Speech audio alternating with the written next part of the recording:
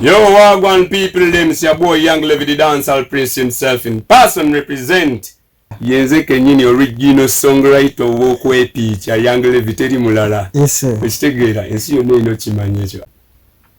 Embagamba nti ndi singa and searching. Yama tekikyukanga. Tonafuna muntu. Naye ng'ekiriwo askat. Kiriwo. Yaman buli muyimbi ali eyo. Ngokimanyi wetaaga oluyimba ate nga hiti nga si byanjwanja. Yaman osobola okutusalako offices zaffe ku studio zaffe wano e Bukoto. Kwepicha Records. Yaman producer waffe Bless Touch oyo Kazikuba. Yaman original songwriter wendi Young Levy tujja kukwasaganya bulungi nnyo. Yaman abayimbi abalala mbawadde naye era si bamanyi nnyo. Naye nga bangi bempaddeko okugeza nga namuganda wange gwe nawadde akayimba ak'amaanyi era nako kagenda kubasumbwa mu maaso eyo. Edi Kigere, big up on yourself. Yaman n'abayimbi abalala b'enjawulo bangi mpola mpola. N'abakyala yaman. Ati era ekyebbeeyi naawe okimanyi. Ekyebbeeyi kiba kirina okusirebwa naye era ojja wano tukwatagana ne tuteesa yaman teri kirema. Yaman. Okay. Stiet. Mbakoola mwenna gye muli mwana. Muleete ssente tubawe waaka. Tukolagana yange ne Gravity. Tukolaganira ddala bulungi nnyo. Musajja wange oyo mwagala nnyo. Yaman anyamba mu busongo obutono nnyo n'ebizibu ebinene kitegeera. Twogerera ddala kati yafuukanga muganda wange. Kwegamba wakola oluyimba buli kyo kazibu kofuna okubira ye. Si buli kazibu naye era ng'omuntu ekitegeera. Waliwo obusonga bw'okukola ki olaba nga oli asobola okugattawo. Abantu abasinga bagamba Gravity musajja muzibu. Amutuukire yali akozeko naye business omunyonyola otya? Abo batamutegeera abagamba nti muzibu. Naye ng'ate Gravity musajja mulungi nnyo. Omanyi omuntu asobola okukyayisa omuntu nga tobeerangako naye omala kutuulako naye bw'oti n'olaba ate ng'omuntu baali bakulimba kitegeera. Musajja wa mazima nnyo. Yaman talina buzibu bwonna. Yakuba DJ we. Anti kati nga bwe kugambye nti mulimu abamu nga tebamutegeera. Era olaba ng'olemereddwa oyo just oba olemye kukola ki kumutegeera. Yaman. Yes man. Ono ye Bless Touch, producer wa audio. Oluyimba oluli latest oluli mu bantu ennyo bayita Kwepicha olwa Gravity Omutujju. Yes. Gravity nzize mukolera ennyimba eddala nnyingi nnyo emabega so abadde customer wange wa bulijjo. Yeah, so tekyali nti nno oba namunoonya tukole of course olulire alinamu ennyimba endala zemukolera. Ennyimba endala zemukoledde gye ziri nga Luswata. Fubutuka rap ezakabi wabayita muliro yayimba ne Dikenzo. So ayinamu ennyimba endala nnyingi nnyo ate tetujja kubabuulira bipya biriyo munyi abayimbi banyimba mubeereko eyo we munaayagala nammwe ebirungi munajja. Tuli eno Bukoto Kwepicha Records Bless Touch representing nga 2 September ku Saturday eno. Kwepicha mujje tugende mu Kwepicha. Teri producer atawulira bulungi nga akoze oluyimba producing oluyimba ne balaunchinga olaba abashootinga video zaalwo yawulira obulungi n'awanika ebbanga. Actually ba video producer abasinga ogenda nomulabanga afuna obuzibu bw'amaanyi okuwandiika audio producer yakoze oluyimba kyokka nga ate ye ayagala okweteekawo. So kitegeeza nti nno omulimu omulungi buli omu yandyagadde agwenyumirizeemu. So mpulira bulungi nnyo nga nakoze oluyimba olw'Okwepicha and it is a top shot this year. Era nga Gravity lugenda omukolerayo akasente ate akalala ate si yekka tukoledde nga team. Yes sir. Nasooka okukolera Gravity oluyimba lwe ndowooza 2013 oba 2012 I think 2012 oyayimbira oluyimba lwa Nfubutuka rap ezakabi Nfubutuka rap ezakabi Gravity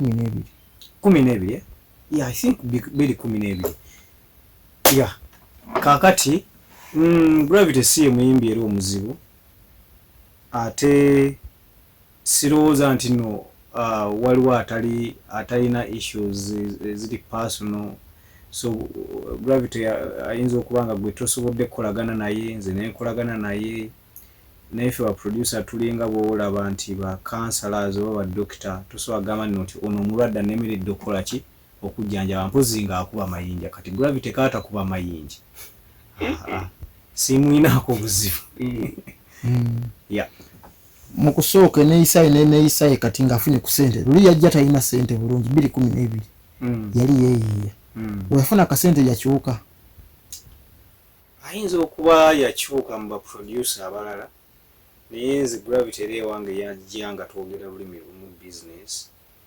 so siraba kipya nnyo kyakyuse nakubayimbi balala bw'aba nga akoze hit I think kyaba akyuse kyonna it is nature it is normal yeah yeah ennaku z'omwezi nga 2 September tuli Lugogo ffenna wagire mwana mulenzi Gravity Omutujju yeman nabagala okumanya ekigambo Kwepicha kyekitegeeza fanatics mujje yaman mujje mu bibuuzo nze ngenda kubeerawo yaman obubaka bwe muweereza ina bubaka nyo ngenda mu okujjako nze musabira birungi byerere bulamu na buwangazi yaman wamwongedde project endala pa mwaka mikweyo project ya tukyazikolera ddala waliwo n'endala gye twamuwadde twamukoledde wano studio sawa yonna agita era mujja giwulira nungi nnyo mujja kugyagala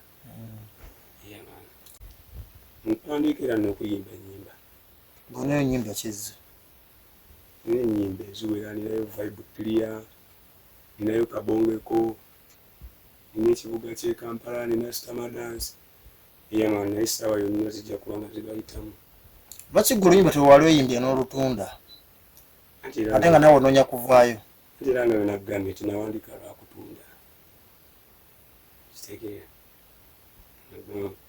muntandikwa so ennyimba nze katonda w'ennyimba ntundawo kyetegereza hit era nsobola okukola endala gwenga tonakola hiti eyo nga wegambe mu kusooka mu ntandikwa nti tebanyango kitegeera kati opportunity eriwo yegenda okukola kino kitegeera yaman yegenda oleeta kino mumanye okay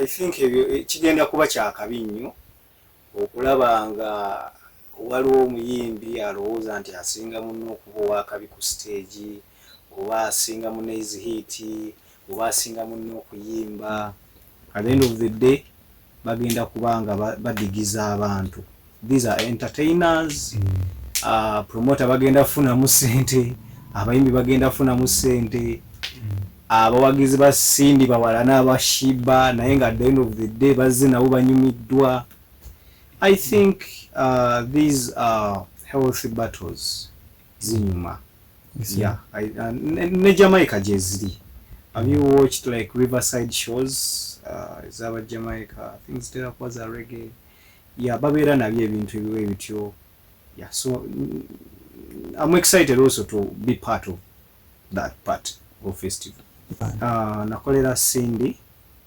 Byebe the king herself oluyimba lwe bayita Bukolomoni bana bawala n'Obukolomoni lwe yayimba ne Byaksi nze producer yalukola mu studio waba recording abeera ati Cindy alina vibe she has a vibe ali creative tayagala nnyo okuyimba kitemunyumidde naye nga ate olaba nti ali contributing nnyo nga mukola ki nga mu recording yeah so she's worth a good artist to work with in studio kyekikulemeseza okulako neshiba I don't think waliwo ekimemeseza I think we have not just met we have not just maybe tatalowoozangako nti alina okukolerewa Bless Touch omanyi baproducer tulinga basawo ba medical doctors oyinza okugamba nti malaria nnuma naye kangende mu ddwaliro liri nja kukola ki kufuna mangu. So aliba ayita ajja kujja nkoleki mukolera. I think I would like to also work with her. She's a good artist too. Abantu abasinga, what are the statistics ogamba tina abasinga? Because bugamba abasinga nga bameka kuba meka. Nze ndowooza Shiba muyimbi ate mulungi ate wakabisi nga si muyimbi. I think twandibadde tetumumanyi with her weight jaina in the music industry. Yeah. Maybe bwobanga kati okomparinga ne kuki ne ku muyimbi omulala. So I think she's a good artist. Yeah. Kyogamba bamwogera ku lwabujja. Kiringa bwogamba nti nno nze mpagira maniyo gwagira Arsenal naye ng'ezitiimu zonna z'amaanyi mu Premier League era nga zirina ba fans bangi. Sisobola kugaana nti nti gwe Liverpool si yakabi, no, gyowagira. So they have a right to support whoever they like.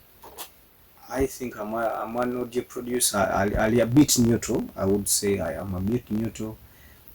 Cindy bw'anajja mu studio nja muyambako ngezeko kulaba nti contributing to what she has come to record. Ate ne Shiba bw'anajja nja kumuwagira equally mu contributing ko equally. Yeah. Actually bwemba ngenzi biriga ebyokulonda nti nonze ngenda tuula eno. Naye ganze nandibadde mu bajjaaji. Kakati bannaye aba tiimu eyo I think Battle Festival bwezityo mwandibadde nga mulowooza kuba audio producers kwa kati ffe tumanyi music omulungi, nze nsobola okujajingira nti kati ono ayimbye bulungi, ono avudde ku beat, ono aflatinze. Kati nze wemba ngenze mu battle ngeeyo machazi nange nandyagadde okubanga nnyumirwa koze era biyenda wabeera binnyumira, but mba njagala mbeere ku judgment panel nga nze omu ku bakola ki bajaji. Yeah. So sina side gye nyinza kugaa nti kangende wane. So uchidose battle. Yeah man, aze ndi team Shiba boy. Yeah man, ndi team Shiba. Ate lwaki? Gwenjagala yimuyimbi wa. Yeah man. Kyanja kyalina ku Cindy. Ina kyanjawulo nnyo kiri abo n'abayimbi balungi naye kalinze wemba bagenda kubagira nze siriko ebyo mbona ayimba bulungi oba ayimba bubi, nze ngenda kugwenjagala ankolera kyekimukwagaza endongo akubira endongo yenjagala nnyo oba live oba sidde simanya gyakikwasaganya tujja kunyumirwa. Yeah man. Abasindi obagamba ki abakonjera omuyimbi wo? Abasindi tubaagala ffe tetubawalana kubanga ne Sindi muyimbi mulungi. Yeah man. Tubaagala nnyo era tubatumira. Nga baweereza omuyimbi w'ebigambo. Ebigambo tebitema mbali. Ebigambo byo birina kubeerawo okusobola okunyumisa omuzannyo. Neffe ebigambo tebitulya. Babukubi ndongo. Yeah man.